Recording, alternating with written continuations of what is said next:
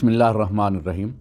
ناظرین، میں نے گزشتہ دنوں اسلامی مہینوں کے حوالے سے ایک ویڈیو بنائی تھی جس کے اندر میں نے ذکر کیا تھا کہ شعبان المعظم جو رمضان المبارک سے پہلے مہینہ آتا ہے وہ اسلامی سال کا 8واں مہینہ ہے۔ اس مہینے کے اندر ایک رات آتی ہے جسے شب بارات کہتے ہیں، اور یہ رات 15ویں رات یعنی 14 تاریخ ہوتی ہے چاند کی، اور جو 14 کے بعد رات آتی ہے 15ویں رات جسے کہتے ہیں وہ شب بارات کہلاتی ہے۔ شب بارات، شب جو لفظ ہے یہ فارسی کا لفظ ہے۔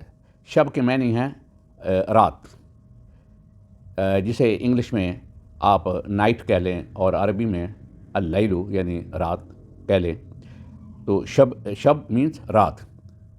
تو برات میں بری ہونا، معافی ہونا، یعنی خلاصی ہو جانا۔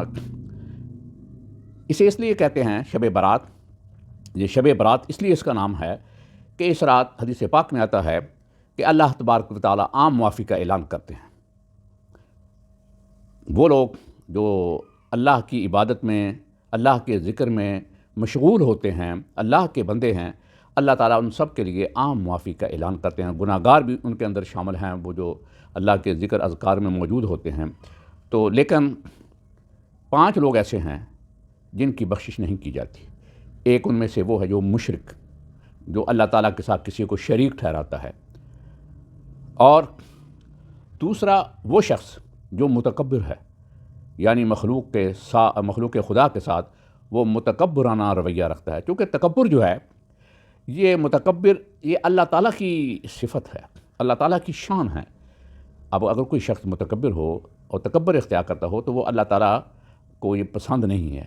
اس لیے فرمایا کہ ایسے شخص کی بھی اللہ تعالیٰ بخشش نہیں کرتے۔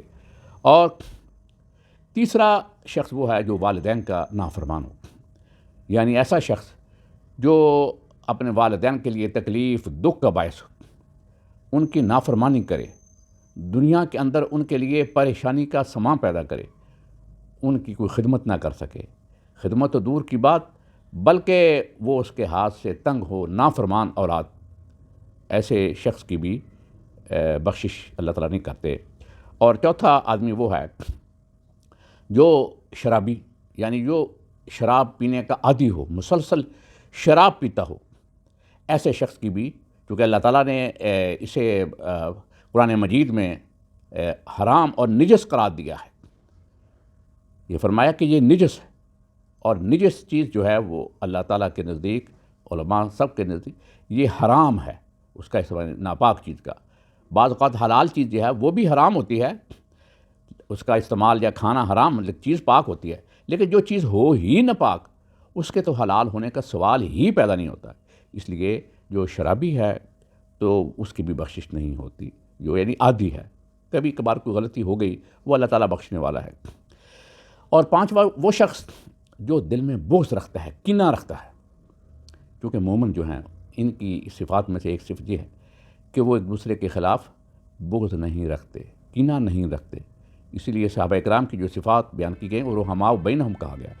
اس لیے حدیث پاک میں آتا ہے کہ مومن کے لیے یہ جائز نہیں ہے کہ وہ 3 دن سے زیادہ اپنے دل میں کسی کے متعلق غصہ رکھے، ناراض رہے۔ تو یہ 5 شخص ہیں جن کی بخشش نہیں ہوتی۔ اور حدیث پاک میں آتا ہے کہ باقی سب لوگوں کے لیے اللہ تعالیٰ عام معافی کا اعلان کرتے ہیں۔ انسان گناہ کرتا ہے، گناہ گار، ہر آدمی گناہ گار ہے، کچھ دانستہ گناہ ہوتے ہیں، کچھ نادانستہ بھی ہو جاتے ہیں، آدمی کو پتہ ہی نہیں ہوتا کہ مجھ سے گناہ کوئی سرزد ہوا ہے، تو اللہ تعالیٰ ان تمام گناہوں کو معاف کر دیتا ہے۔ اس لیے سے اس رات کو شب برات، یعنی شب وہ رات، برات جس دن برات ہوتی ہے، بری ہوتے ہیں مومن جو ہیں، مسلمان جو ہیں۔ لیکن اس بات کا خیال رکھا جائے کہ اس رات میں ایسے کام نہ کیے جائیں جو خلاف شرع ہوں، جس سے اللہ تعالیٰ کی ناراضگی پیدا ہو، اللہ تعالیٰ کی ناراضگی کا سبب ہو، قرآن اور حدیث کے واضح احکامات کے خلاف ہو، بزرگان امت کی تعلیمات کے خلاف ہو۔